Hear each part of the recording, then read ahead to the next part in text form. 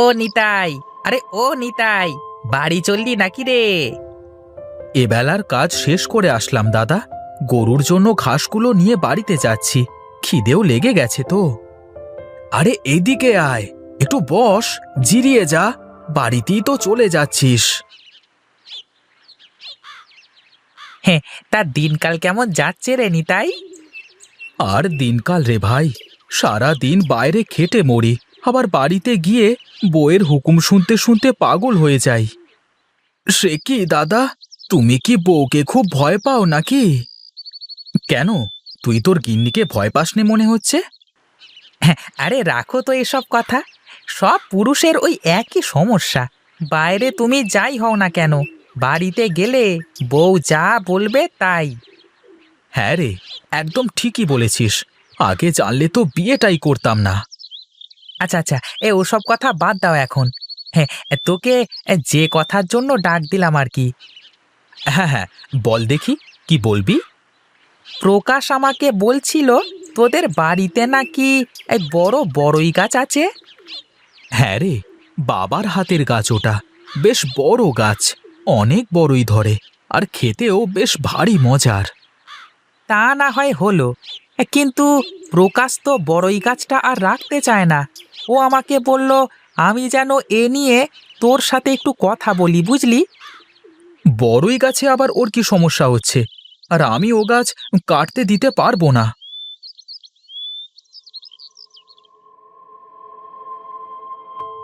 আমি বলি কি দাদা, তুমি ওদের দুই ভাইয়ের এই ঝামেলার মধ্যে যেও না। তা বললে কি আর হয়? ওরা দুজনেই যে আমার বন্ধু। দুই ভাইয়ের মধ্যে এই ঝামেলা আমাকেই মেটাতে হবে। বেশ, তোমার যা ইচ্ছে করো। এখন চলো, বাড়ির দিকে যাওয়া যাক।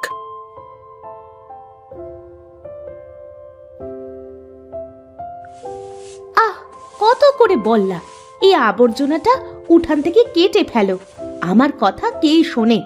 রোজ রোজ এই গাদা খানেক পাতা পুঁতি আমার আর পরিষ্কার করতে ভালো লাগে না। বলি, বললেই হলো। গাছ কি শুধু কারণ একার জায়গায় নাকি? ভাগের গাছ চাইলেই তো আর কেউ কেটে ফেলতে পারবে না। দেখো দিদি, আমি কিন্তু তোমাকে কিছু বলিনি। তুমি শুধু শুধু আমার সাথে এখন ঝগড়া লাগাতে এসো না। আমার বই গেছে সেদে ঝগড়া লাগাতে। বড়ই গাছ যেখানে আছে এখানেই থাকবে। যদি তাতে কারো সমস্যা হয়, সে যেন তার ঘর বাড়ির এখান থেকে সরিয়ে নেয়। কি এত বড় কথা? আজ আসুক বাড়ি, আমিও দেখবো এই বড়ই গাছ এখানে কি করে থাকে। হ্যাঁ হ্যাঁ, দেখবো দেখবো তুইও কেমন করে এই গাছ এখান থেকে কাটাস।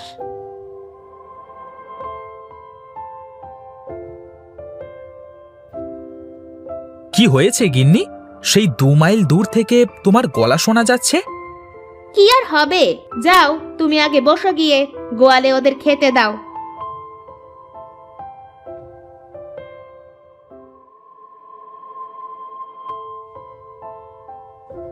নরম কাঁচা ঘাস এনেছি, একটাও ফেলবি না কিন্তু, সব খেয়ে ফেলবি।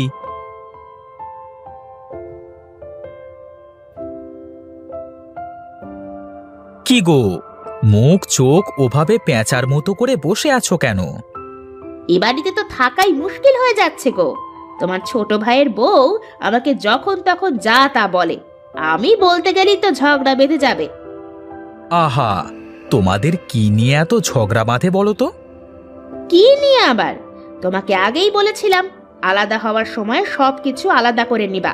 এখন এই ভাগের জিনিস নিয়ে কথা বলতে আমার ভালো লাগে না। কেন, কি হলো আবার? তোমার ছোট ভাইয়ের বউ বড়ই গাছটা কেটে ফেলার কথা বলে। ও আচ্ছা, এই ব্যাপার। তার মানে প্রকাশ ওর বউয়ের কথাই সবার কাছে বলে বেড়াচ্ছে। উমা, কি বলো তুমি? তার মানে তোমার ভাইও শেষমেশ বউয়ের কথা শুনে তোমার সাথে? আরে না না, প্রকাশ আমার কাছে কিচ্ছু বলেনি। তাহলে তুমি জানলে কি করে শুনি? রামু বলছিল যে প্রকাশ নাকি বলেছে বড়ই গাছটা কেটে ফেলবার কথা। ওই দেখো, বউয়ের কথা শুনে প্রকাশ এমনটা বলেছে। কই কই এতদিন তো কিছুই বললো না। আর তাছাড়া গাছে বড়ই ধরলে তো কেউ কম খায় না, হ্যাঁ? তোমার এসব নিয়ে কোনো কথা বলবার দরকার নেই। যা বলবার আমি প্রকাশের সাথে বলবো ক্ষণ। আমি আর কি বলবো? রোজ রোজ সামনের পর যদি ঘ্যান ঘ্যান করে তাহলে কি আর চুপ করে থাকা যায় কও? আচ্ছা, আমি কালকেই একবার প্রকাশের সাথে কথা বলবো। বল প্রকাশ, তুই রামুর কাছে কি বলেছিস?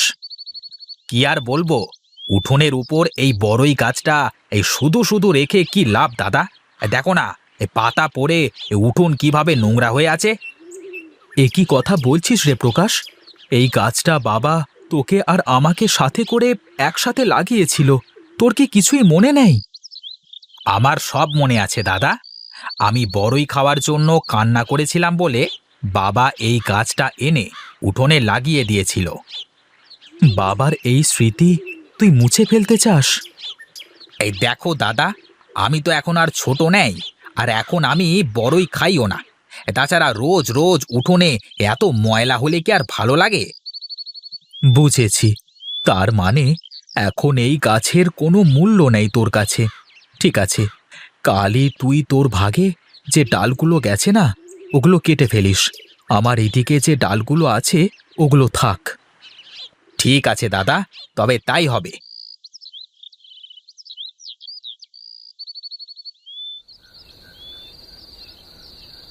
কি গো, প্রকাশের সাথে তোমার কোনো কথা কি হলো? হ্যাঁ গো গিন্নি, আজই বললাম কথা। কি বললো প্রকাশ শুনি? কি আর বলবে, এখনো তো বইয়ের কথায় উঠে বসে। কাল সকালে ও ওর উঠানের সব ডালগুলো কেটে দেবে। তার মানে তুমিও ওর কথা মেনে নিলে? আহ গিন্নি, তোমারও দেখি মাথায় কিছুই নেই। তুমি কি বলছো? আমার কিছুই মাথায় ঢুকছে না, একটু খুলে বলো দেখি। দেখো গিন্নি, বড়ই গাছের ডাল কেটে দিলে তার গোড়া থেকে আরো বেশি করে ডাল গজায়, আর ওই সব ডালে বেশি বড়ই ধরে। তাতে আমাদের কি লাভ হলো শুনি? ও যখন হবে তখন তুমি দেখতে পাবে। এখন অনেক রাত হলো, আমাকে একটু ঘুমাতে দাও দেখি।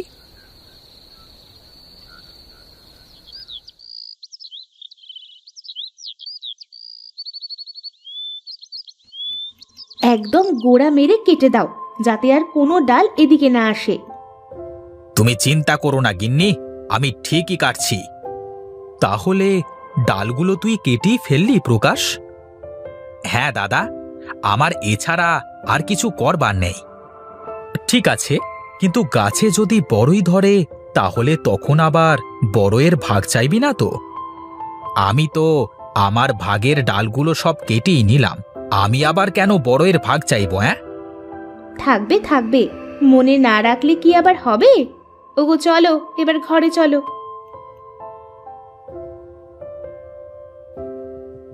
কিরে, তোরা এখানে দাঁড়িয়ে কি করিস? কি আর করব, আকাশে তারা গুনছিলাম।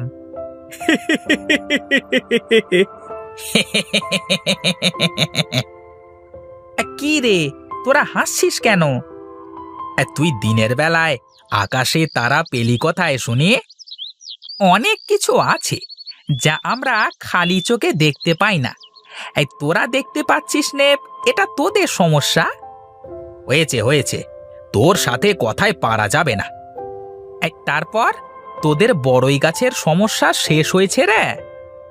আমি আমার উঠানের দিকের সব ডালগুলো কেটে দিয়েছি। কিন্তু ওখান থেকে তো আবার ডাল গজাবে, আবার বড়ই ধরবে। তখন কি তুই বড়ই ভাগ করে নিতে পারবি নিতাইয়ের কাছ থেকে?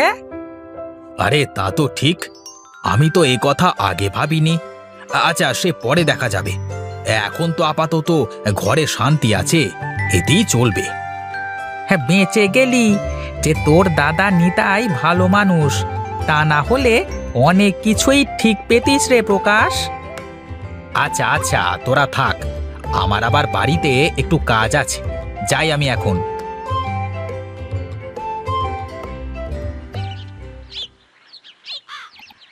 ওগো, দেখো গাছে কত বড়ই ধরেছে। হ্যাঁ গো গিন্নি, এবার এইসব বড়ই পেরে শুকিয়ে গুঁড়ো করে আচার বানানো যাবে। এত বড়ই দিয়ে আচার বানিয়ে কি করবে তুমি? বড়ই দিয়ে আচার বানিয়ে বাজারে বিক্রি করলে ভালো টাকা পাওয়া যাবে। সত্যি বলছো তুমি? হ্যাঁ গো গিন্নি, সত্যি বলছি। তুমি দাঁড়াও, আমি একটা কোটো নিয়ে আসি।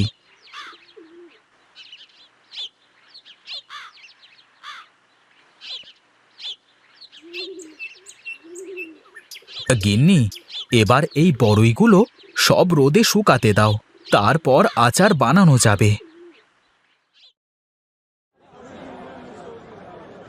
দেখ প্রকাশ, তোর দাদা এই বড়ই দিয়ে আচার বানিয়ে বিক্রি করে কত টাকা ইনকাম করলো, আর তুই?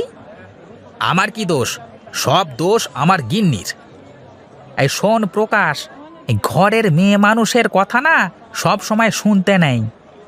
তুই ঠিকই বলেছিস। আজ যদি আমি দাদার কথা শুনতাম, তাহলে আমিও দাদার মতো ওই বড়ই দিয়ে উপার্জন করতে পারতাম। দেখ, তোর যা ভালো মনে হয় কর। এখন চল, আমার আবার বাড়িতে অনেক কাজ।